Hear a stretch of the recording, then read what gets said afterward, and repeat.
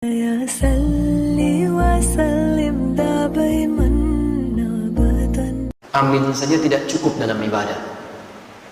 Karena kalimat amin itu di dalam Al-Quran diletakkan setelah kalimat iyyaka na'budu wa iyyaka nasta'in ihdinas siratal mustaqim dan seterusnya ayat. Yang paling mendasar dalam kalimat di Al-Fatihah yang ditutup dengan amin ini, letaknya kata para ulama tafsir, rahasia utamanya ada di kalimat iyyaka na'budu wa iyyaka nasta'in. Kenapa Anda kemudian respon dengan amin di setelah kita tuntas mengucapkan waladhdallin? Perhatikan rahasia besarnya, tercantum dalam hadis riwayat Abu Daud nomor hadis 649. Perhatikan kalimatnya, di sini letak rahasianya. An Abi Hurairah radhiyallahu ta'ala anhu qala, hadis riwayat Abu Hurairah, semoga Allah meridai kepada beliau, qala, beliau menyampaikan, qala Rasulullah sallallahu alaihi wasallam, Rasulullah sallallahu alaihi wasallam pernah bersabda, qala Allah azza wa jalla, Allah pernah memfirmankan dalam hadis qudsi. Jadi ini qudsi hadisnya. Qasamtu shalah baini wa baina 'abdi ala qismain. Saya bagi salat, kata Allah, sebagai hak dan kewajiban antara aku dengan hamba-Ku. Wa li 'abdi ma sa'al, dan kalau hamba-Ku, perhatikan garisnya, kalau hamba-Ku benar menunaikan salatnya, aku akan kabulkan apapun yang dia minta seketika. Kalau dia benar menunaikan salatnya, aku akan kabulkan apapun yang dia minta seketika. Perhatikan kalimatnya. Idza qala al-'abdu alhamdulillahi rabbil alamin. Kalau seorang hamba dalam salatnya mengucapkan alhamdulillahi rabbil alamin, qala Allah azza wa jalla, langsung Allah jawab kalimatnya, hamadani 'abdi, hambaku sedang memujiku. Wa idza qala al-'abdu ar-rahmanir rahim, kalau hambaku mengatakan ar-rahmanir rahim, qala Allah azza wa jalla athna 'alayya 'abdi, Allah menjawab hambaku sedang menyanjungku. Wa idza qala al-'abdu maliki yaumiddin, kalau hamba kemudian berkata maliki yaumiddin, qala Allah azza wa jalla, Allah menjawab majjadani 'abdi, hambaku sedang mengagungkanku. Sekarang perhatikan rahasianya. Idza qala al-'abdu, kalau seorang hamba berkata dalam salatnya, iyyaka na'budu wa iyyaka nasta'in, ya Allah, sekarang kami ibadah, salat kami jadikan hanya untukmu, dan sekarang kami punya persoalan dalam kehidupan, kami mohonkan solusinya hanya kepadamu. Qala Allah azza wa jalla, seketika Allah akan menjawab kalimatnya. Perhatikan perbedaan dengan jawaban-jawaban sebelumnya. Hadza baini wa baina 'abdi, inilah perjanjian antara aku dengan hambaku. Wali 'abdi ma sa'al, kalau sampai kalimat ini dia ucapkan benar salatnya, maka apapun yang dia minta aku akan kabulkan seketika itu. Jadi kalau Anda benar dalam berdiri ini saja, sampai di sini saja Anda benar kalimatnya, kata Allah, mau minta apa kamu? Kamu minta apapun, saya akan kabulkan.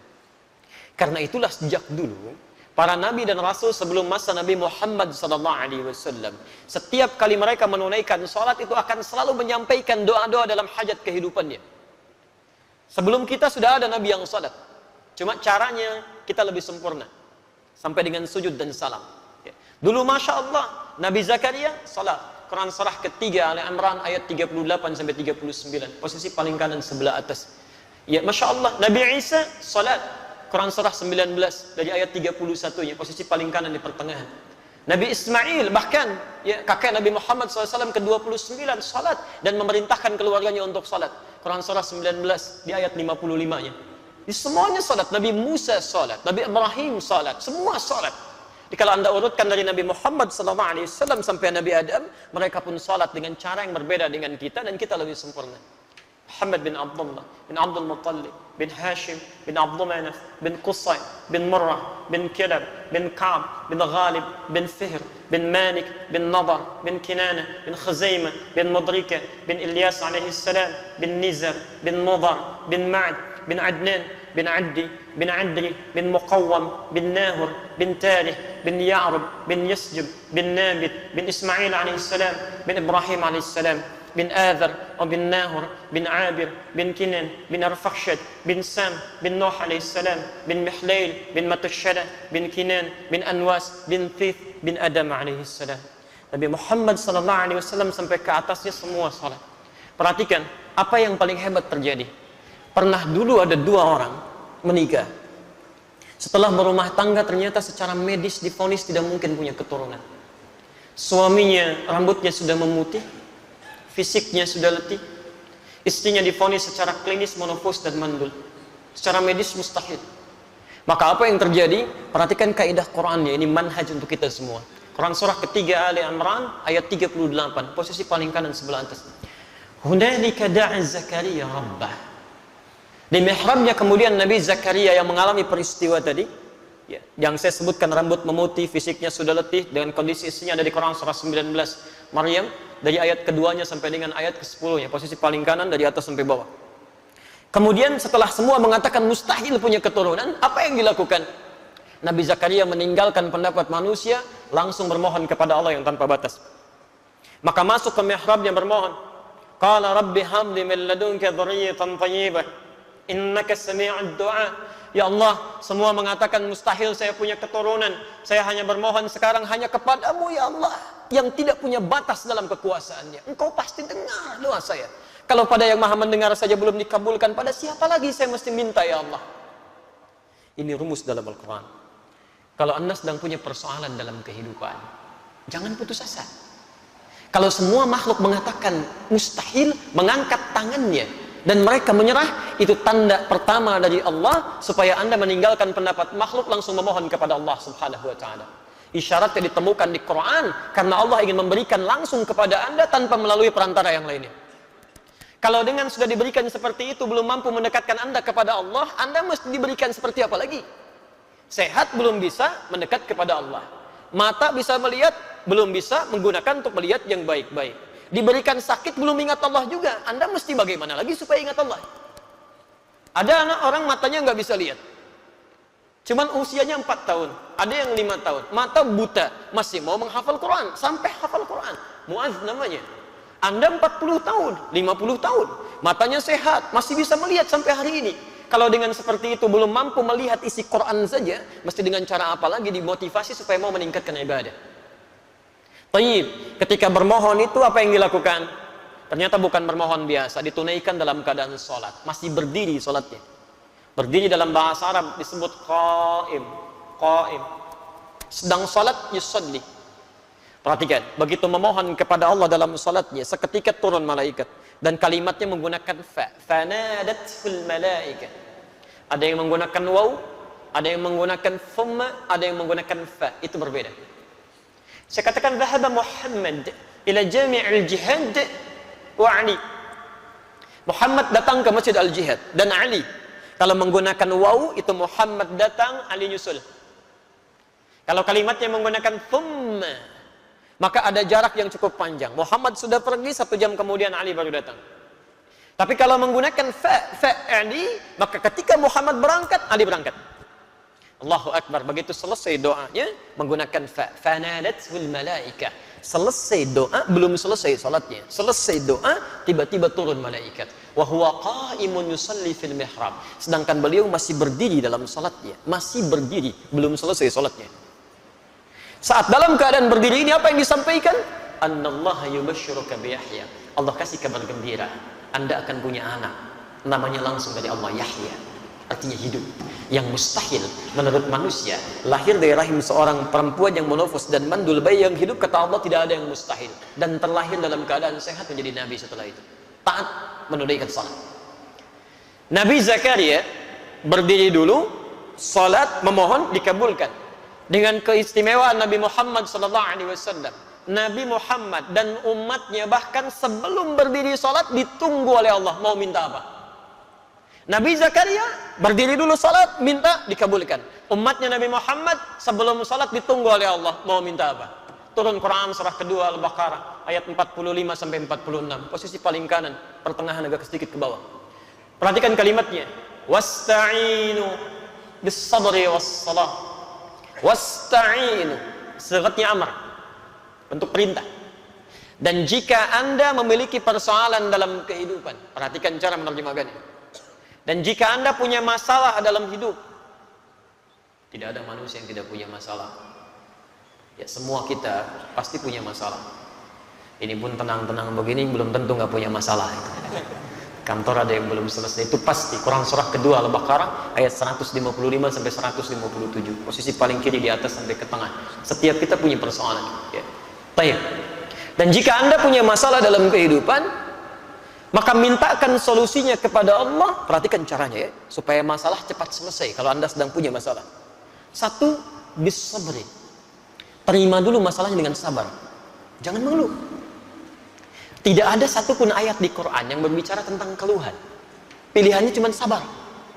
Diterima dengan sabar. Dengan kesabaran itu nanti bimbingan Allah turun. Perhatikan rumus ya, rumus kesabaran dalam Al-Quran tentang masalah. Lihat rumusnya.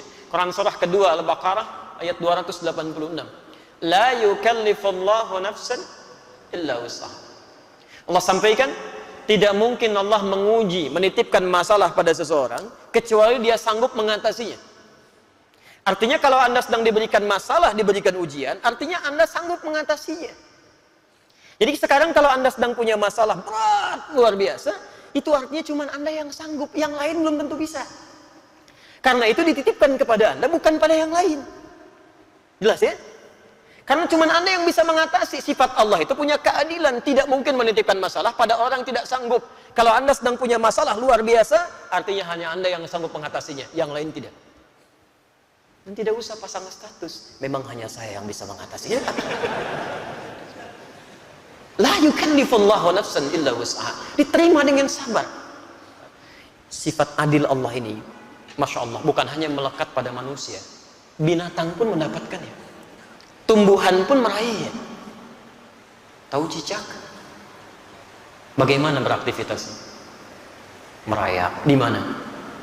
Di dinding. Apa makanannya? Nyamuk. Nyamuk bagaimana aktivitasnya? Terbang.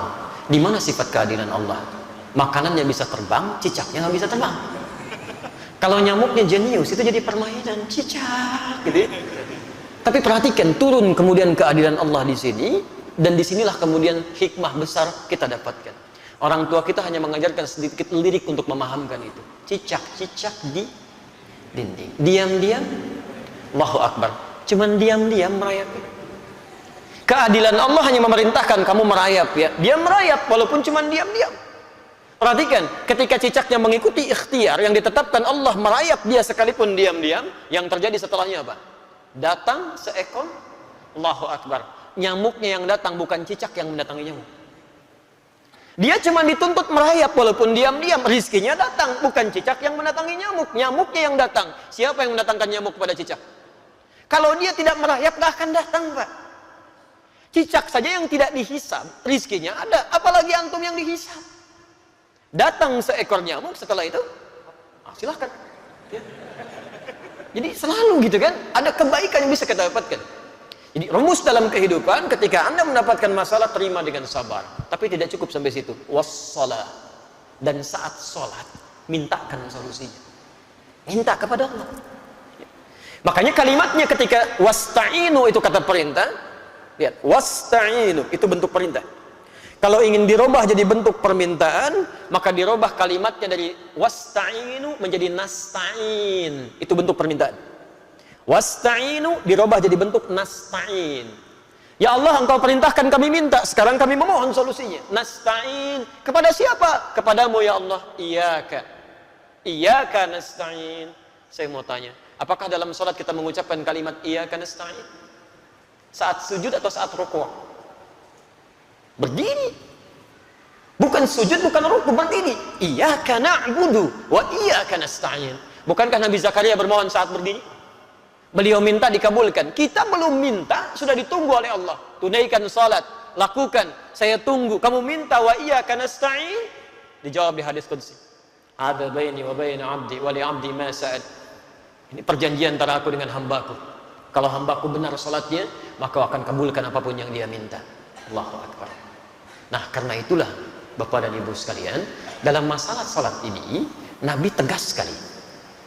Dan tidak ada toleransi-toleransi yang sangat tinggi di sini. Semua diberikan ketentuan yang jelas, dalil yang benar, sehingga ketika diikuti semua itu diharapkan semua orang salat mendapatkan keutamaan yang dimaksudkan. Itu baru satu. Antum hati-hati ya di sini ya.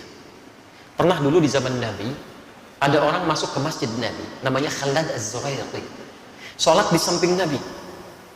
Tapi jadi bermasalah.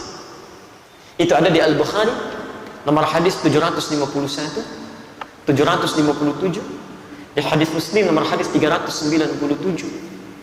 Babnya babul musifis salat, bab tentang orang yang salatnya bermasalah. Qila bima ma'na, dikatakan ja'a rajulun ila Nabi sallallahu alaihi wasallam. Datang seorang lelaki kepada Nabi sallallahu alaihi wasallam. Fadakhala ila al-Masjid an-Nabawi, maka masuk ke Masjid Nabi. Fa shalla bi janbin Nabi sallallahu alaihi wasallam. Maka salat di samping Nabi sallallahu alaihi wasallam. Dari mulai takbir sampai dengan salam. Falamma sallama yaminan wa shimala, tatkala salam ke kanan dan ke kiri, tiba-tiba faqala lahu an-Nabi sallallahu alaihi wasallam. Nabi sallallahu alaihi wasallam langsung berkata pada orang itu, "Shalli fa innaka lam tusalli." Anda salat lagi karena Anda belum salat. Padahal sudah salam. Fa'ada salatahu thalatha marrat. Kemudian ia mengulangi salatnya sampai dengan 3 kali. Faqala lahu an-Nabi sallallahu alaihi wasallam mithla ma kana. Setiap kali dia salam, Nabi tetap mengulangi kalimat yang sama. Ulangi salatnya, kamu belum salat.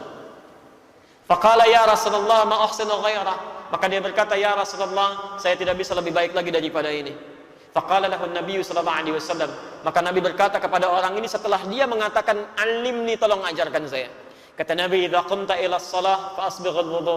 Kalau ingin salat sempurna, begini, sempurnakan dulu wudunya, dicontohkan Rasulullah. Kemudian famastaqbilil qiblah, menghadap ke arah kiblat, begini caranya. Diatur dari mulai berdirinya, merapatkan safnya sampai dengan kemudian bertakbir sampai salamnya. Setelah selesai itulah kita mendengar kalimat sampai hari ini. Sallu kama ra'aitumuni usalli. Al-Bukhari nomor hadis 651. Salatlah kalian persis seperti melihat saya ini salat. Nah, ternyata praktek Nabi ini meminta kita salat seperti pernah melihat Nabi salat. Dulu sahabat melihat dan mengajarkan pada generasi setelahnya, bukan ingin membebani kita salat, tapi supaya salat kita benar. Dengan benarnya salat itu, manfaat salat bisa kita dapatkan dalam kehidupan. Minimal doa kita bisa dijawab oleh Allah. Bukankah dalam semua gerakan salat ada doanya? Ruku ada doanya, sujud ada doanya, duduk di antara 2 sujud 7 permintaan, ada yang minta rezeki, ada yang minta rahmat, ada yang minta ampunan, ada yang minta perlindungan, Rabbighfirli warhamni wajburni warfa'ni, dan seterusnya. Subhanallah. Jadi ada kebaikan di situ. Itu baru 1, belum 4 yang lainnya. Karena Allah menjamin ada 5 kebaikan yang diberikan pada orang yang sholatnya benar, yang tidak akan pernah diberikan pada yang tidak sholat, atau bahkan orang sholat tapi sholatnya tidak seperti yang diinginkan oleh Al-Quran dan dituntun oleh Rasulullah SAW.